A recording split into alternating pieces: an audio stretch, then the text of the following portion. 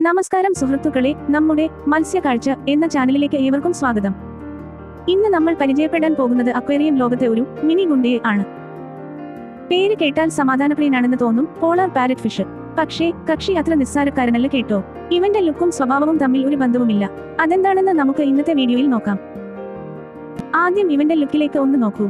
ഉരുണ്ട് തടിച്ച ശരീരം, എപ്പോഴും ദേഷ്യത്തിലാണോ എന്ന് തോന്നിപ്പിക്കുന്ന ആ വലിയ കണ്ണുകൾ, പിന്നെ ആ ചെറിയ ചുണ്ടും. കാണാൻ നല്ല ക്യൂട്ടാണല്ലേ? പക്ഷേ ഈ ലുക്ക് കണ്ട് ആരും പറ്റിക്കപ്പെടരുത്. നമ്മുടെ നാട്ടിലെ ചില കൊച്ചു പിള്ളേരെ പോലെയാണ് ഇവൻ. കാണാൻ പാവം തോന്നും, പക്ഷേ കിട്ടിയാൽ നല്ല പണി തരും. പാരറ്റ് ഫിഷിന്റെയും കണ്ടിട്ട് സിക്ലിഡിന്റെയും രക്തം ശരീരത്തിലുള്ളത് കൊണ്ട് ആ ഒരു തന്നേടും ഇവന്റെ കൂടെപ്പിറപ്പാണ്.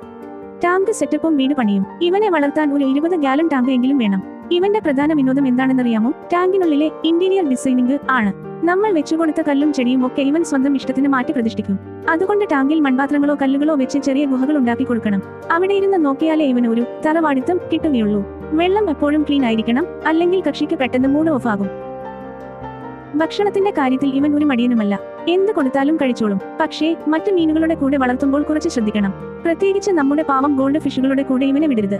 അവരെ ഓടിച്ചിട്ട് തല്ലാൻ ഇവന് പ്രത്യേക താല്പര്യമാണ്. ഈ ടാങ്ക് എന്റെ തറവാടാണ്, ഇവിടെ ഞാൻ പറയുന്നതേ നടക്കൂ എന്നതാണ് ഇവന്റെ പോളിസി.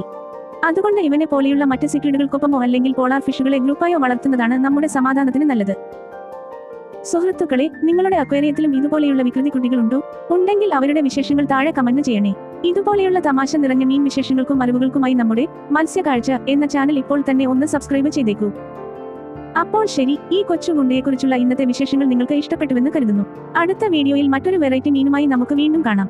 അതുവരെ എല്ലാവർക്കും ടാറ്റ, നന്ദി, നമസ്കാരം.